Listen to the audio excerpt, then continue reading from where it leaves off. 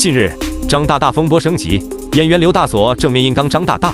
他曾参加某节目时，因为向一位知名主持人打招呼，竟被对方关入小黑屋，并要求道歉。此事迅速发酵，网友纷纷猜测该主持人为张大大。